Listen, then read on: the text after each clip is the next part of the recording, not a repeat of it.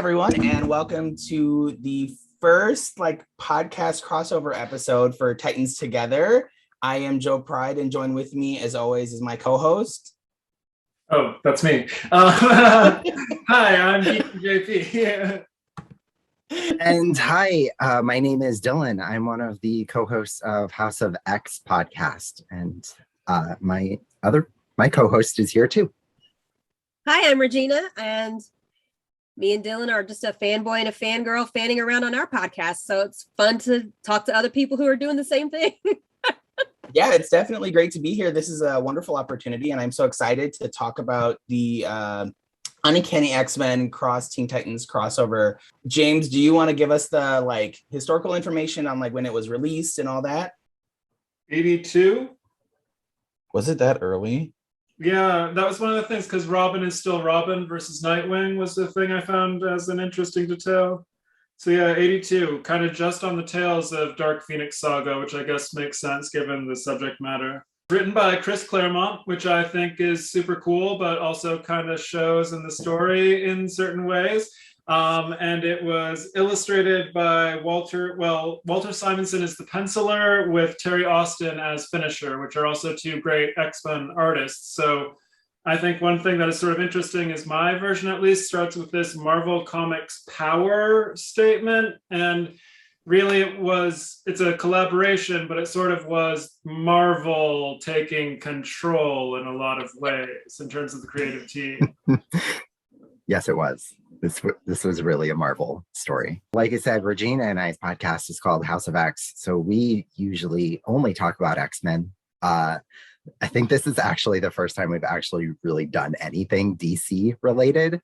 We've had some creators on our show that have done DC stuff, and I brought it up before, but this is our first time actually talking about DC characters, so it's really fun to talk about them, especially Teen Titans, because I'm obsessed with Starfire. So I'm very excited to talk about that.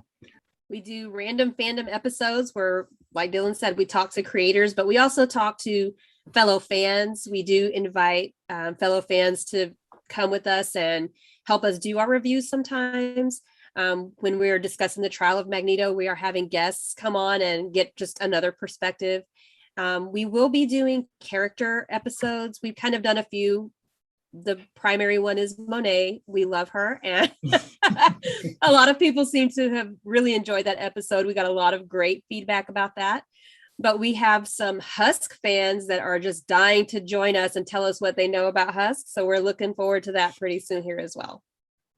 That's awesome. A little backstory about our podcast. Ours is a little bit more retrospective. So talking about something from the early 80s is definitely in our wheelhouse.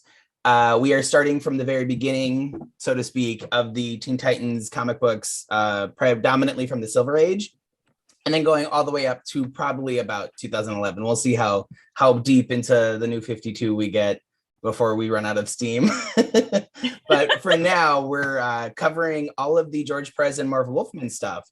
So it was very interesting to start this issue and see every familiar face that we have been seeing for the past 6 months. We do release our stuff on a monthly schedule because we are busy bees with other things going on in our lives. But, I was definitely excited from the minute I started reading this, because the first thing it says is a word from Kitty Pryde, who is by far my favorite X-Men. I haven't necessarily read as much prior to when I was reading heavily in terms of comic books, in terms of the X-Men per se. That's definitely, I think, going to be James's strong suit over me, is I haven't necessarily read everything. I don't think I've even read all the way through the Dark Phoenix Saga. I think I've read specific moments here and there. I know. Oh my gosh. I grew up in the internet age. It's a horrible thing to admit that everything from my perception of people's characters comes from Wikipedia. It's a horrible thing to admit. I'm catching up slowly. Teen Titans was the first time I kind of ever deep delved into anything pre-Crisis on Infinite Earths in terms of DC continuity. So at some point, I'm probably going to go back and do the same thing with Marvel, which is going to probably give me a whole new perception of characters, like it's doing with Teen Titans. Because we both have a lot of varying opinions about characters since we started reading. Go ahead, Dylan, if you want to open up with your opinions about this crossover and what it meant to you? Sorry that I didn't ask before. So I can just give my opinions of the whole thing. I think so. I mean, it's one issue. It's a giant size issue, obviously. Okay. So I think it'd be best to just start with our opinions, right? Okay. Yeah. So like I said, I do like Teen Titans when it comes to DC. Like, I'm one of those people that, like, I only like Batman stuff and then Teen Titans stuff. Everything else I don't really care about. Mainly Teen Titans for Starfire. And actually, a few years ago, I went back and I bought all the different trades that have been coming out the past few years, or volumes of Teen Titans. And I only read like the first two, and then reasons in my life caused me to stop. But I love Teen Titans, so I'm happy to talk about them and X-Men. But this really just seemed like an X-Men story with a little few panels of DC characters, and also kind of seems like it doesn't really explain why we're having two worlds collide. It just makes it seem like, hey, we're all in the same world. To talk about Starfire specifically, Starfire has stories about how she knows the Shi'ar Empire and Lalandra and the Phoenix. And I'm like, what?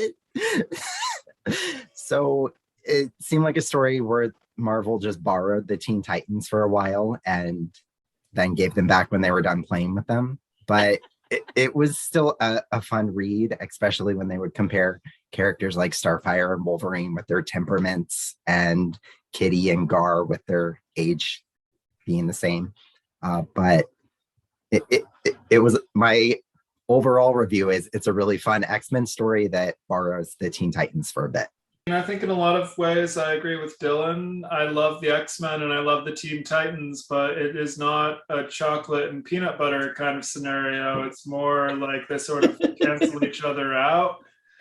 And the story itself is sort of like Dark Phoenix Redux. I don't feel like we gained anything from it. It's just sort of like a what if in sort of the worst way in that regard to me. Like, it's not... There's nothing to make it stand out other than yay, X-Men and Titans, which is, I mean, not nothing. It's cool to see them together. It's a Chris Claremont story with the Teen Titans in it. But at the end of the day, I'm like, meh, this. I think the fact that, they kind of make these comments like, well, we know the X-Men are in New York. Well, how do you know that? Like, well, we've never hung out with them before. I wonder why. But it was really fun to see some of the characters interacting with each other, and like the whole, Peter and Kitty like being jealous. That was hilarious and fun. And then when Raven is like talking to Xavier and she's like, this guy is not an evil man. I was like, are you sure? Take another look. Take another look. But overall, I mean, was it the strongest story? Probably not. Was it fun? I thought it was really fun. It was just, kind of a fun what if knockoff, but in a, I guess for me, it was a good way, because I don't really know that much about Teen Titans. So whatever I didn't get from them didn't bother me. And I got a lot more out of the X-Men. So, and I'm an X girl, so it was fine. It was very interesting, like what Claremont chose to pick and choose from the current state of the Teen Titans in terms of like reflecting on their character, even down to like Wally's conservatism was like mentioned briefly for a second there. And I was like not expecting to see that in this crossover event. For me, like, I used to work at a comic book store when I was a teenager, and that was around the era of like Joe Quesada trying to do a Marvel versus DC little event thing, which kind of, I guess, historically failed. It's like one of the biggest rumors that happened in comic books back then, where it was like he wanted Iron Man to defeat Superman without kryptonite. Like, bar none, wanted Iron Man to win. And it's like, that's my perception of crossover events. It's either that or like the Amalgamverse from the early 90s, where they like did the Dark Claw, Wolverine and Batman combined, and the Wonder Woman and Storm combined. So this was really like my first introduction to like what a crossover could truly mean. it feels like if it was in a cartoon, it would be that one-off story that is so inconsequential to the plot, but like somehow so much happens in one issue, but none of it means anything to either one. I did have a lot of fun with it. I agree. I think Kitty really shined in here for me, and I think that's probably my own bias because It is. I don't know Kitty as a kid. I mean, I know what she was like ish. I have an idea of it. I've never really actually read it. So to see her like this is prime like Kitty teenager moment was really fun to see and really fun to read. I jumped in to Kitty Pryde's existence probably around like the Joss Whedon Astonishing X-Men run. So that's where my obsession kind of began with her. So it was really fun to go back and see this is like what she was like as the youngest member of the X-Men. So mine at least has a sort of prologue epilogue about the Prometheus chair and the source wall. Yeah. Okay, yeah. So Darkseid convinces Metron to breach the source wall, which is, I think, why we get this mashup. So the DC universe collides with the Marvel universe, and then suddenly the X-Men are troubled by nightmares of Jean Grey and the Dark Phoenix incident, which happened recently. And it turns out Darkseid is using the memories of the X-Men to sort of reconstitute the Dark Phoenix. And for reasons the Titans become involved. I'm not especially clear on why they must be there, but I think it was Raven who had the nightmare, right? She also had the there vision. We go. And that kind of like thrust them into the plot. And as Dylan mentioned, Starfire kind of spontaneously has knowledge of the Phoenix in this sort of amalgam universe that is created. And so based off of those, the Titans join the fray. And through the combined might of the Titans and the X-Men, the Dark Phoenix is eventually defeated and we restore the source wall. And Darkseid's trapped in the source wall. Like that should be the end of him, bar none. How did he exist beyond this? Yes, I had that same question. I was like, wait, he's stuck in a wall. How did he get out? Oh, wait, that's right. This had nothing to do with anything. With anything. I like that James first brought up the whole that this was very much like a what if. Like, I wish there was more of an indication of that. Like, hey, this story has nothing to do with anything, but okay. I should correct, it's not the worst kind of what if, because those are super depressing, and this at least is still fun. Yes. But if there was just like an indication of saying, hey, this is an alternate world, not reading it and me loving Corey. And I'm like, wait, so Corey knows about the Phoenix and the Shi'ar? And like, she's like had conversations with Lalandra? What? So it would make sense because she's alien royalty. So it fits. It fits. I think this also came out around another slew of other crossovers because I think there was a JLA and Avengers one. I don't think I remember any other ones besides the two of those, to be honest. They weren't really talked about back in the day. I almost kind of wanted to read the JLA and Avengers one to see how they answered some of these questions or how they dealt with this other than just simply stating that like, oh, I know that the X-Men live in New York. I'm like, is New York's not that big.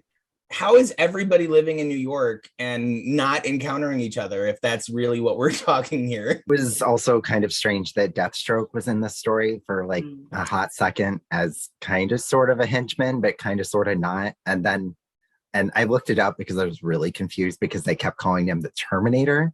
But apparently like when he was first introduced, he went by Deathstroke the Terminator. And for a while, everyone just called him the Terminator. And I was like, oh, okay. We actually just talked about that in our last episode that's coming out this month about his name being so goddamn confusing for no reason. He has like 17 names now at this point. But at least at this point, he was just called the Terminator. At least he purely acts like a villain here. And I like him to stay that way. Me and James have had many a conversation about the labeling of Deathstroke as an anti-hero and why we don't really agree with such a concept. So it was fun to see him as purely a second villain, or I guess like a secondary boss in like video game terms. He was like not the simple characters that you fight, but he was the one who had like maybe 2 health bars, and then Darkseid had 3, and then Phoenix had 4. Just to put it in like that kind of structure for people to kind of understand. At least that's how I took it. It's very dated. Yeah. Like, I mean, it's fun to kind of go back and look at how things were presented before like the modern era. And I think that this is kind of something that I've just noticed in general, is how mature and how far we've come within the medium. Because it was just kind of, you know, there's a reason that people are like, you know, comic books aren't really literature. And now you've got all these people advocating, oh no, comics are literature, because comics have become literature based on what they started out being and then how they've transitioned. And now there's this whole, you know, there's this whole zeitgeist kind of with comics and graphic novels and being gritty. And, you know, you look at older comics and they're a little bit hokey and you're like, okay, that was fun for that time. It would not work today. I definitely agree. There was so many points in here where not Deathstroke, but Darkseid and Phoenix could have just been like, okay, you're gone, bye. And then fully taken over the world. And they're like, we're just going to leave them. That's fine. They can just. And I was like, you're Phoenix, you're a bird. Make some eggs. Let's do it. Come on, let's make some apocalypse Phoenix babies.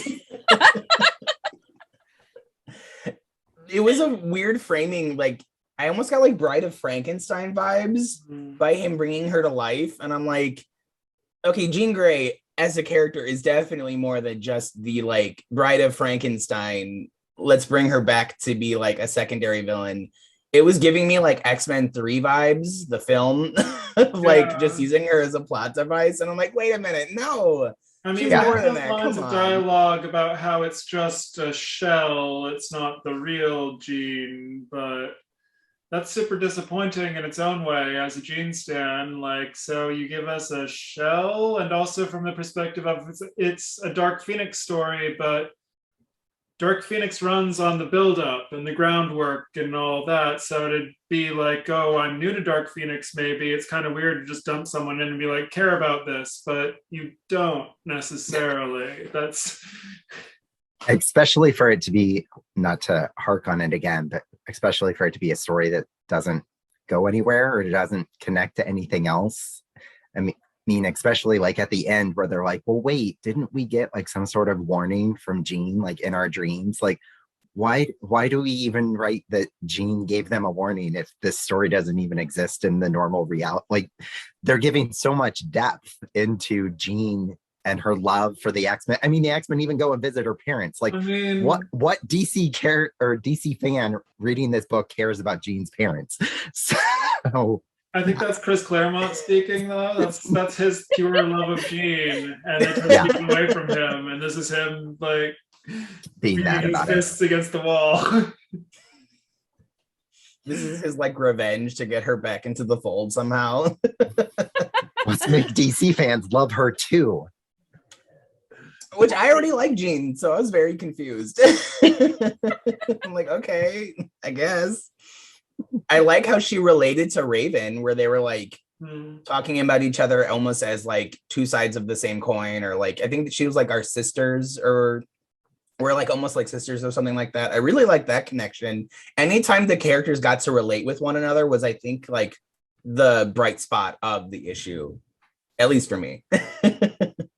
No, I definitely agree with that. It was really fun to see them, you know, not really battling, because sometimes we have these tropes where, oh, we're going to meet up with this new superhero team, but first we have to kick some ass and then we're going to be friends. And that didn't really happen here. That was nice to not have happen. Yeah. Me and James lament over the superhero infighting that often happens. And for it not to be present here was really nice. It's like 90% of the MCU. Yeah, Yes. very that. I didn't want that conversation to come up in this issue, because growing up, I got so tired of hearing how the Teen Titans were ultimately inferior to like every other team, because that was a common thing that I grew up with dealing with as a Teen Titan fan was, oh, the Teen Titans are just illegitimate, like off-brand sidekicks. They can't beat any other superhero team. So like it was nice to not have to deal with that conversation being brought up here. Even though I think probably the X-Men could win. I mean, you have like 3 Omega level mutants on this roster alone. I think it'd be kind of hard to deal with. I would love to see Storm take on Raven. Like, what would that look Yeah. like? That would be awesome. I feel like it would be time for a nice crossover event one of these years.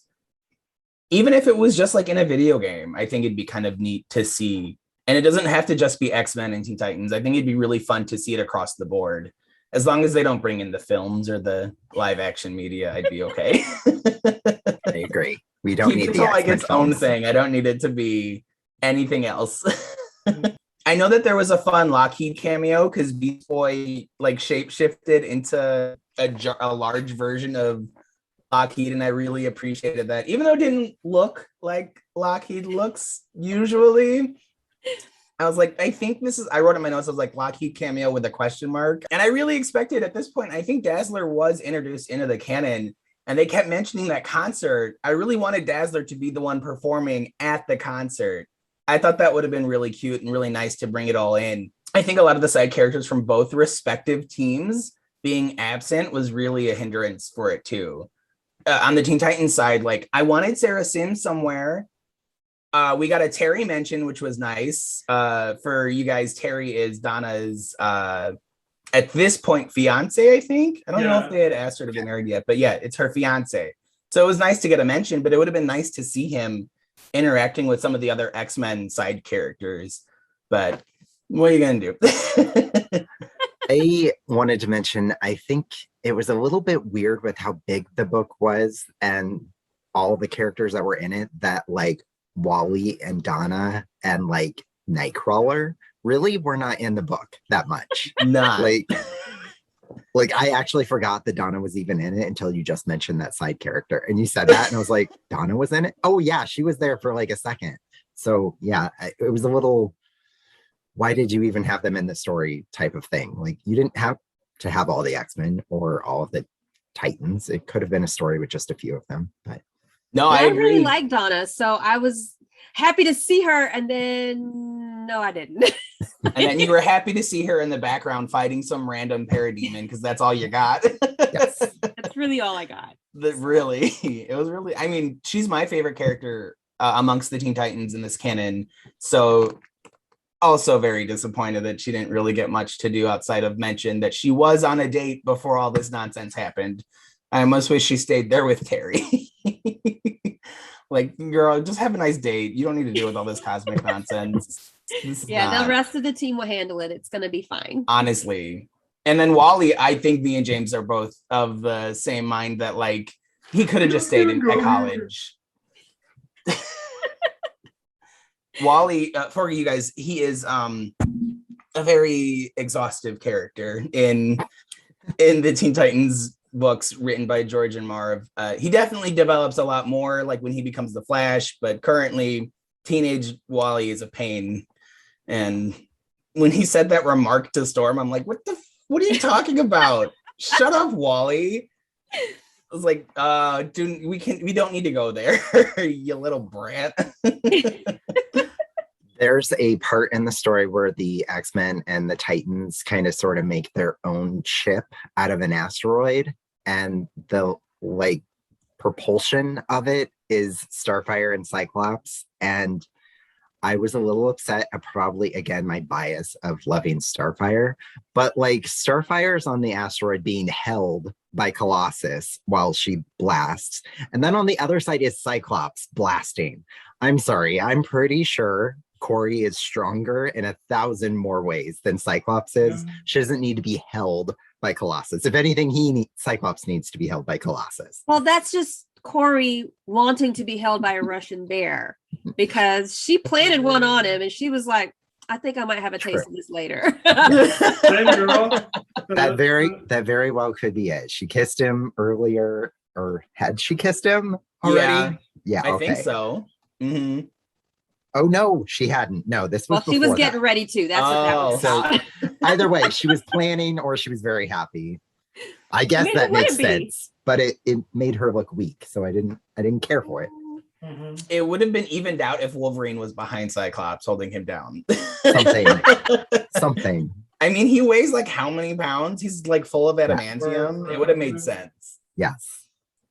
Also, like space physics, what are they? I'm confused. Because I'm like, I don't Exactly. think that's how Cyclops' powers work. But okay. Also, space physics of Cyclops and Colossus probably should have died. Corey's the only one, I think, out of every character here that can breathe in space. Yeah, they usually get into the minutia of space physics in the Teen Titans comics, so it was strange to see it just completely absent.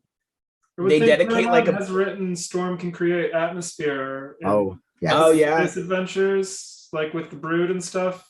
Yes, that's right. I mean, they could have at least mentioned it because I was very confused. In one sentence, Storm made atmosphere for everyone. Mhm. They like to make text boxes for like the smallest of things in this era, so it would have been easy. They didn't explain the source wall mumbo jumbo either. It's weird. The source wall is just something Darkseid can't have, and that's all it is in the story. And that you shouldn't cross it because you don't know what could happen. I'm like, can you be a little bit more descriptive, please? A lot of this felt like Secret Wars logic. Like, Yeah. we just need it in the story. We're just going to put it in there. Don't ask any questions. It's fine. Did anyone else think, I don't know how well versed you guys are with the New Gods or with the Darkseid and his minions and all that other stuff, but the parademons here look vastly different than how I know the parademons. They're like in weird, they were giving me like samurai vibes, and I'm like, that doesn't look how I know the parademons to be, because usually they're in like the green and yellow and they have the wings and the claws. And here they just look, I'm like, Darkseid, what is your army right now? Is Paragons a title that you give to a group of lackeys? Is that what that is at this point in the canon? Because who are these weirdos? Yeah, these all look like a bunch of like weekly Power Ranger villains that all have their own armor and color designation. So yeah, in the little bit of parademons that I know, yeah, they just look like demons, but they don't have any type of armor. They're just like lizard people. So at least not like samurai. Like with the headpieces were the most jarring thing I've ever seen. I'm like, what is that? Why is that? I think the artwork was, I think, a highlight though. Especially drawing the source wall looked way more cooler than how they didn't explain it.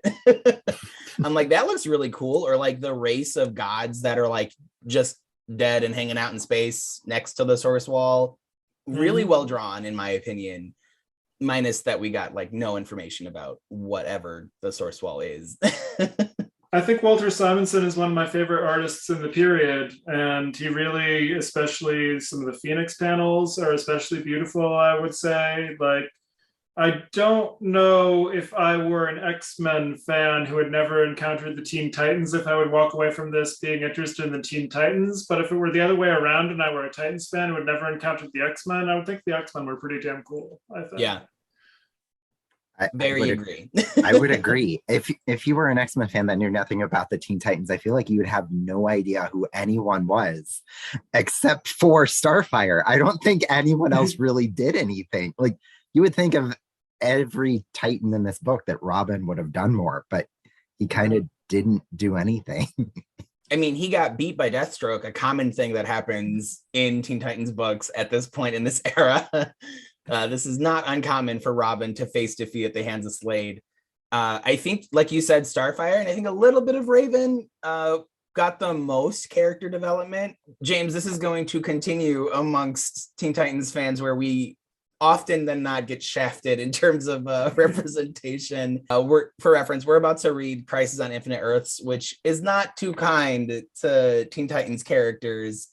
So this is the beginning of an unfortunate run for the Teen Titans characters. I really love the panel of them all meeting up, though, and the Mhm. way there's the sort of parallels drawn between different characters to some degree. Like you said, anytime that's like comparisons are made and there's that sort of harmony is when the issue really sings. Yeah. I really liked the nightmare sequence where like it was the exposition dump for Phoenix and Jean Grey's character, where each panel was like a moment in her life. That artwork was really well done. I really liked that moment in the book. It was when I really started to notice like this artwork is really good. Especially for this era, because me and James are so used to George drawing everything that we read. Anyone who draws the Titans that's not George ends up being like massively distracting because we're so used to how George draws them. But here it was really welcome. I think from like me and James go over things like the female gaze and the male gaze and what that means to characters. I didn't necessarily see any of that as an issue in here. I think everyone was drawn pretty accurately to their character. That panel where it shows all of them, I think everyone has their own distinct feel, and that the Titans really are drawn to stay true to who the Titans are. I don't know if this is a recurring thing that was happening in X-Men comics, because I'm really not well versed in this particular time period. But I did notice that Scott's pajamas are the same pajamas that Madeline Pryor is going to wear later. Oh, are And I they was like- really? I was like, why is he wearing Madeline Pryor's pajamas? I was like, oh, they're his pajamas, but as she's his wife, he would just wear them. He wears the bottoms, she wears the top, it's like a whole sexy thing or whatever. Oh, I love that. That attention to continuity is great. Yeah. But I did notice that. I was just like, those are Maddie's pajamas. And I was like, oh, maybe not yet. Real quick, it is not her paying attention to continuity in comics. It's her being obsessed with one character, which is Madeline Pryor. I'm obsessed with multiple characters. And I just that is haven't it. noticed it. I mean, I can't talk. This book made me really want to make the Kitty Pryde first appearance costume, which is just an X-Men uniform with a hood. So it's like moved up on my list of Kitty Pryde costumes I want to make significantly post this issue. Mostly because like all of the next ones I wanted to do were like all of the fan costumes people have drawn of her. But this definitely moved up on the list after reading it. I really She was love sort of early cute Kitty. and She was fun. so fun at that time. She was, when her and Beast Boy were like going through the machine and she's like, I'm gonna win. Just like, yes, you are. Your powers are just it. Hello. I mean, based on my opinion of Beast Boy, I'm kind of like, Kitty, no, get away. I know. This is just your hormones talking. But Yeah, I love how when they first meet, everyone else is like talking, and then the two of them want to like cuddle on the chair. What are you doing? Stop it. Like get Like, a spray no, bottle bro, and spray do Beast it. Boy. Peter's too old for you. Just go with someone your own age. I mean, in that aspect, yes. Very that. However, I think they dialed down a lot of Gar's yeah, character traits that you guys are luckily to not see. Because Gar here is much more subdued in the hormone department versus the Teen Titans book canon. So I was definitely apprehensive about Kitty being like, oh, there's a character who's my age and I guess looks cute with the coiffed hair, so I like him. But oh God, please no. Beast Boy, don't open your mouth. Don't say anything, please. It was like, luckily he was subdued, but they still managed to put in Wally's nonsense in there for a line. I'm like, what are you paying attention to, Chris Claremont? Because I'm assuming he had to do his research to write these characters. He read 2 Teen Titans books and he's like, okay, I get it.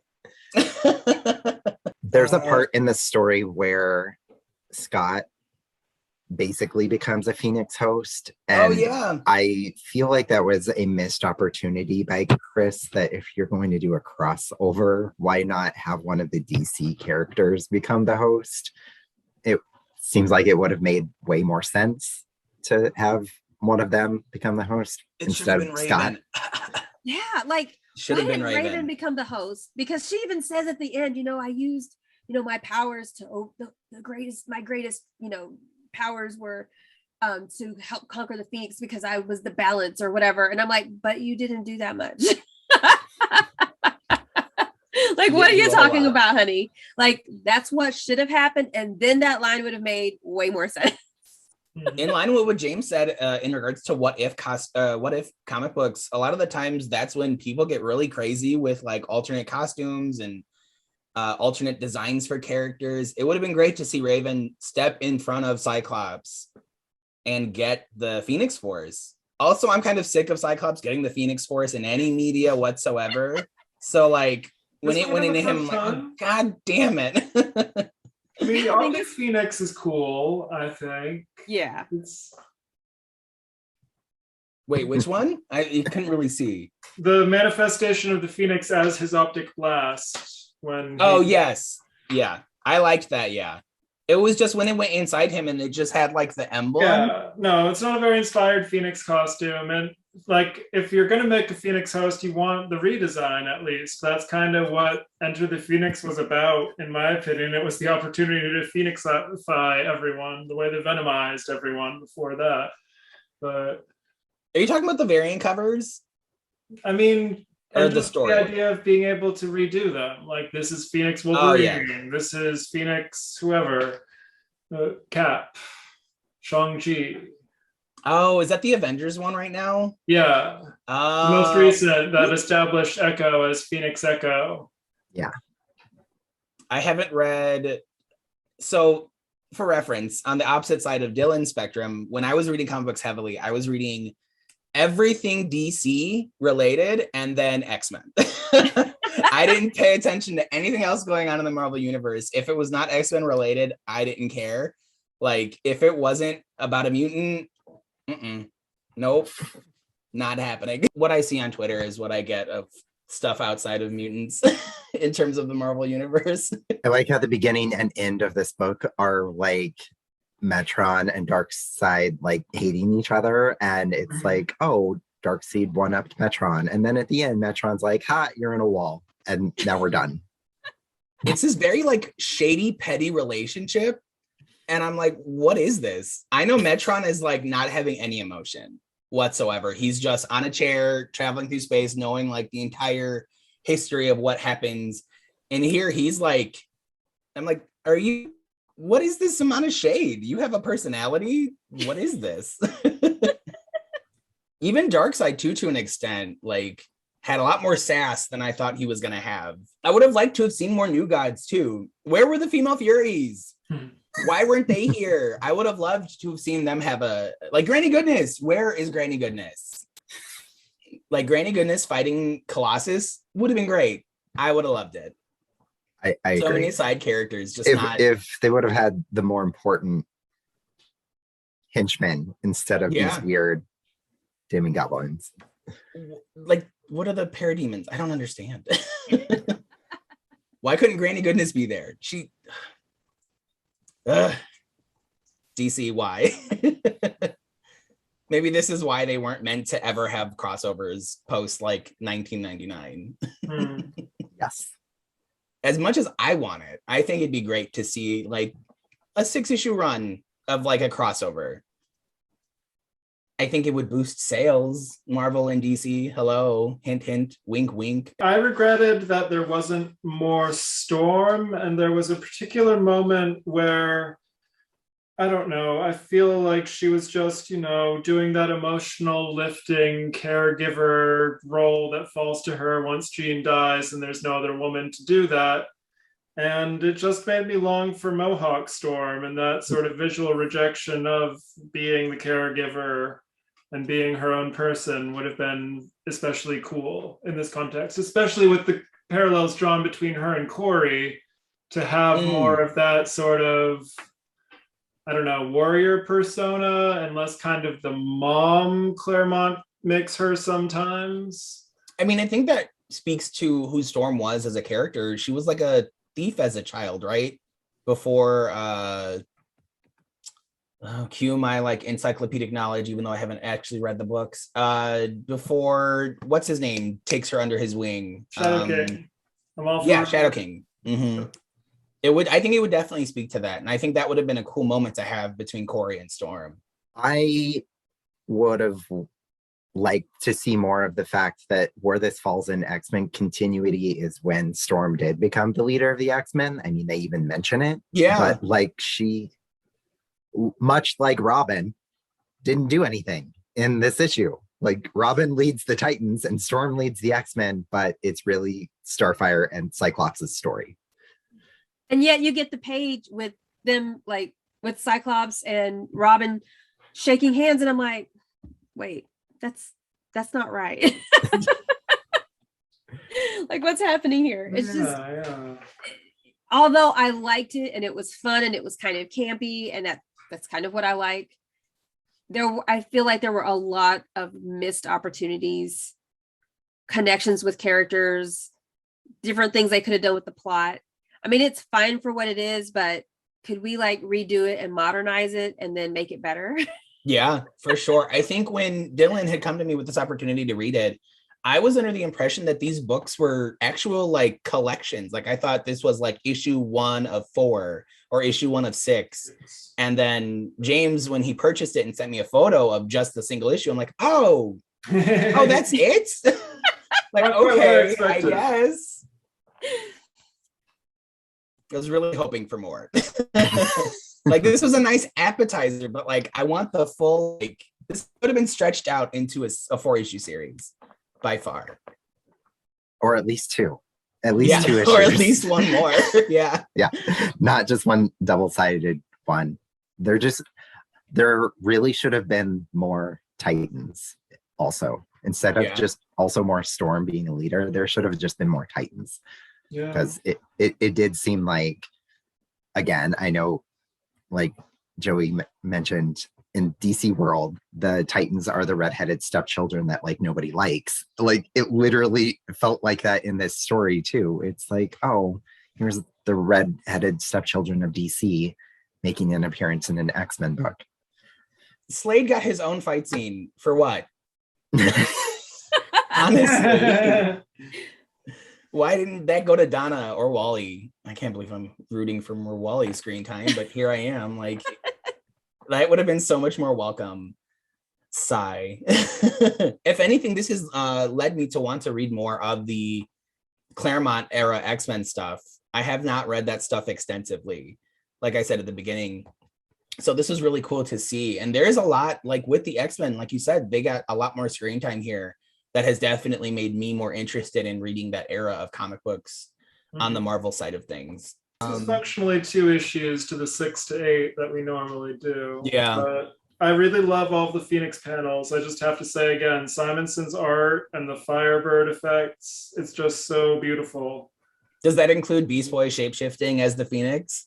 I find that an interesting point of contention with him. Like, it's his power can only be animals, but if he can be dragons and phoenixes, things are starting to break down, I feel like. I don't want to spoil anything. That comes up as a Teen Titans story later down the line. It's really hard because James hasn't read the books or done the extensive silly like research deep dives like I have. So like I know stuff that goes on and I'm like, I can't just smile and not say anything. I don't know this answer either, so I guess I'm gonna have to look it up as soon as we end, because I want to know that too. Because when he turned into the Phoenix, I was like, what? He turned into a parademon too for like 3 panels. I was like, oh, also, all right. When he turns into a dragon, it's supposedly based on Lockheed, but has Walter Simonson seen Lockheed? What's going on there? It doesn't look like Lockheed at all. It's like a pterodactyl dragon. So for you guys, was Lockheed like visualized yet, or was he just a story that or that Kitty and Peter were talking about? I don't know when his first appearance was versus like this appearance of Lockheed. I say that in like the biggest air quotes ever. I don't know what year his first appearance was, but his first like non-official appearance was in a dream story of Kitty's or fairy tale story where Kitty's telling a story to a little Ileana, and there's a big dragon in it that's purple, and was named Lockheed. But Oh, so that was like okay. his first appearance was actually as a big dragon, but I don't know what year that came out. Okay, Well, so I mean, it says obviously, that because I think Peter mentions that in the book, right? yes, he does. They're a little secret. Lockheed's first official appearance was in February of '83. Okay, so after So maybe he didn't. I'm glad this didn't stick. if that's what they were challenged with, I'm an glad this improved wasn't how I design. was. I like the more dragon-like appearance, less like a pterodactyl. Hard agree. The face itself was jarring. I'm like, what is that? Go home, Gar, you're drunk. But I wanted to ask you guys real quick, since me and Regina are an X-Men podcast. Joey, I know that you said that Kitty is, I don't know if she's your like all-time favorite X-Man, but I wanted to ask you real quick, who is your favorite? Like, if you had to pick absolutely one X-Man as your only favorite, who would that be? I mean, it has to be Kitty. I think to prove that, I've been asked why I don't cosplay as other female X-Men characters often. And it's because I have a long list of Kitty Pryde costumes that I want to make. There's like 17 of them and then Pixie underneath it. So, I mean, she's been my favorite, like I said, ever since the Joss Whedon run where she was like the main character. I think she was introduced to me probably with, as innocuous as it is, it was the one scene in the first X-Men movie when she phases through the wall and you're like, oh, that's Kitty. And I had to know as a kid who that was. And that's what led me to going into comic stores. It was this like serendipitous moment where it was like that movie with her in it. And then the Teen Titans cartoon had just premiered around that same time, which really like thrust me into like comic books in general. So like I kind of owe my entire like comic book knowledge to her and to the Teen Titans collectively. So yeah, it's yeah. It is Kitty. It is Kitty. Okay. James, same question. For me, it's Jean. I think firsts are really important to me. And so that idea of being the first lady of the X-Men is something that stuck. Of course, the Phoenix and like I said, the art with the fire and so on has always really appealed to me. And just the sort of concepts of the idea that she is love, she is the team heart, and she is the sort of feeler, heavy lifter of the team when it comes to taking care of people and caring about people that I like. Awesome. I know that Dylan, your favorite Teen Titan, like you've said, is Starfire. Regina, after reading this, do you think that you have a favorite, or was there a favorite previous to this? You know, I don't really know that much about Teen Titans. In my household, I'm the Marvel girl. My husband is the DC guy. So he loves Teen Titans. Like, he loves Teen Titans. So the kids know about Teen Titans and they tell me. I know my youngest, their favorite is Raven, like obsessed with Raven. Out of this particular group, I mean, I'm casual, but I love Wonder Woman. She was my first love when I was like 4. So, you know, when I found out later that, you know, she had Donna Troy that kind of came up under her. Donna's got black hair. I've got black hair. Maybe my name is actually Donna. You know? So I would say Donna. Then I would say, I guess I would say Raven right after that too. So it seems like Raven is really common in my family. I think like 3 of my relatives, that's like their favorite character. And I can see why. She's amazing. She's awesome. Her powers are impressive. So why not? She really comes into her own. I think we are on the cusp of reading the relaunch of the new Teen Titans post Crisis on Infinite Earths. And I think that's where a lot of her, I say fun stories come into play. I don't want to say too much for James's sake. But yeah, I think those are great choices to have. And I love Donna. So like, I didn't draw her as me on a t-shirt for nothing. So I appreciate the Donna love for sure. When Dylan and I do our reviews, we sometimes talk about, you know, the story than the art? How does the story influence the art or vice versa?